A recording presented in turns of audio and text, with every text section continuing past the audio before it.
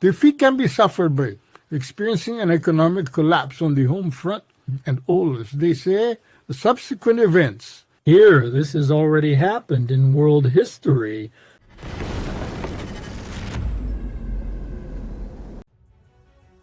Ukrainian pilots from the elite Phoenix unit have set a rare and extraordinary record on the battlefield, eliminating 61 Russian troops in a single day. Even by the standards of Russia's grinding losses in Ukraine, this stands out as a staggering figure. The Phoenix unit has earned a reputation for precision, mobility, and relentless strikes, often operating in some of the toughest sectors of the front. Their success underscores both the growing effectiveness of Ukraine's drone and aviation tactics, and the scale of Russia's human losses, which continue to mount at historic levels.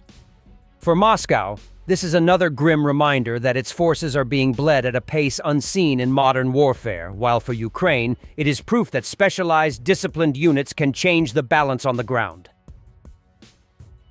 The Ukrainian Defense Forces have eliminated the commander of the Russian Pyatnashka unit. A native of Abkhazia, Georgia, Bigvava Batal had the call sign Balu, who fought against Ukraine in the Donetsk region for a long time. The news of his killing was reported by Ukrainian Armed Forces officer and blogger Anatoly Shtefan. The commander of the assault company, Pyatnashka Bigvava Batal Balu, has been successfully demobilized, he wrote on his Telegram channel. Since Lyuty 2025, the mercenary has been included in the database of the Myrotvorots website. He was described there as a war criminal, a foreign mercenary, and an accomplice in the crimes of the Russian authorities against Ukraine and its citizens. The Myrotvorots website emphasizes that Balu acted as part of the Russian occupation forces, participating in hostilities against the Ukrainian military and civilians. His profile states that he served in the Russian armed forces as a private and commanded a platoon.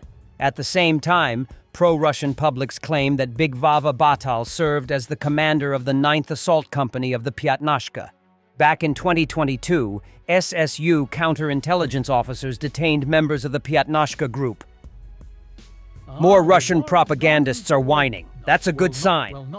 Russian propagandist Maxim Kalashnikov stated that Ukraine's attacks on oil refineries, gas pumping stations, and pipelines are no longer pinpoint actions, but a systematic campaign aimed at Russia's economic shattering.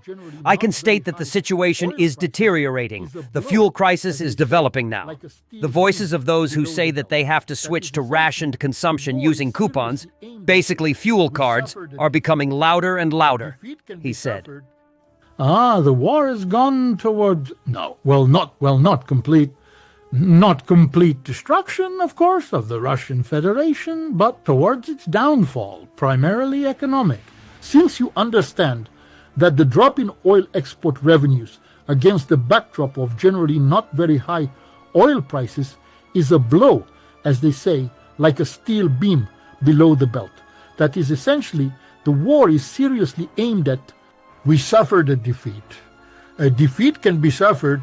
It doesn't necessarily mean that the armed forces of Ukraine, will create some big encirclement or reach Moscow.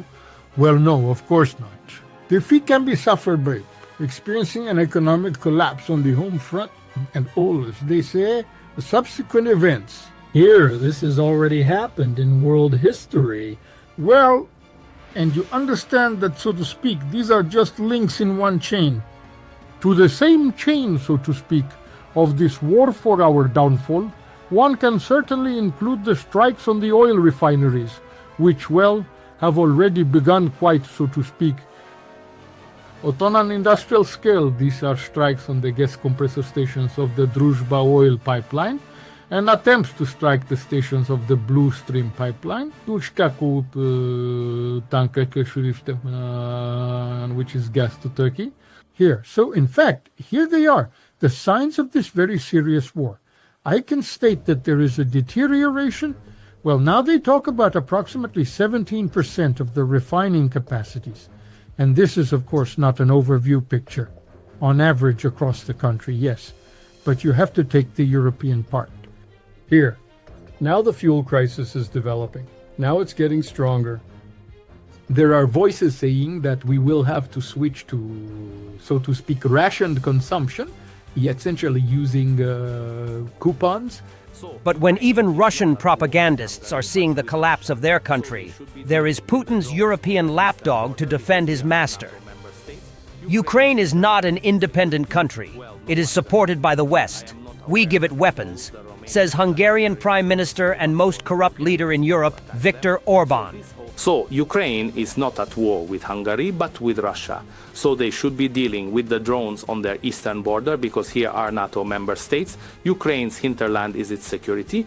Well, no one is attacking from here. I am not aware that the Poles, the Romanians, the Hungarians, or the Slovaks, or the Bulgarians want to attack them.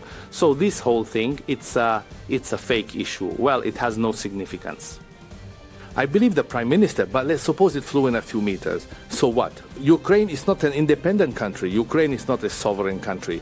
Are we supporting Ukraine? The West is supporting it. We are giving it weapons. No, Ukraine should not behave as if it were a sovereign state. It lost 1/5 of its territory in the war with the Russians. The Russians took it from them. That's where sovereignty ended. Are we supporting the remaining territory? Well, if we decide, if the West decides that tomorrow morning we won't give a single forint and Ukraine shuts down, that's it. It's over. It ceases to exist. So we should take this a bit more seriously, whether 2, 3, or 4 Hungarian drones crossed over or not. This is not the issue that I think the Ukrainians should be concerned with. Their enemies are not here. Like in every good story, there is a village idiot and there is a wise elder. Prime Minister of Poland Donald Tusk is speaking. We will not lose. Ukraine will win this war. We will save Ukraine's independence. We will save the future of our generations. I strongly believe in this. Think about it, talk about it, and act. Thank you. Ukraine is working on the $90 billion mega deal with the U.S. for arms supplies, Politico reports. Ukrainian officials will visit Washington this month or in October for talks on long-range systems and a separate agreement on drone production. J.D. Vance said the U.S. is discussing potential Tomahawk missile deliveries to NATO for transfer to Ukraine, but the final decision rests with Donald Trump. Would you be okay with them having Tomahawk missiles and the threat that that would pose and the possible escalation it would pose? Because there was a time when you were very much in favor of, backing away from this situation in terms of our support of Ukraine.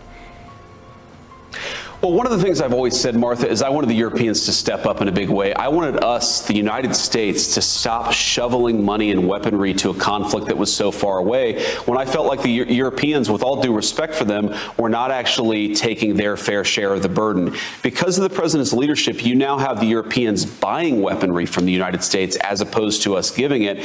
And you asked this question about Tomahawks. It's something the president's going to make the final determination on. What the president is going to do is what's in the best interest of the United States of America. That's the driving light between his foreign policy decisions, between his defense policy decisions, and that will be the same heuristic that we apply to how we answer this question about Tomahawks. I'll let the president speak to it, but I know that we're having conversations this very minute about that issue. Thanks for watching, and don't forget to subscribe. Also, if you want to support Warthog Defense, please become our member and get early access to new videos, exclusive members-only videos, and become administrator in comment section. The membership link is in the description. Rescues every day. We had a guy last week at 6 rescues in 6 days. He's doing the job every day.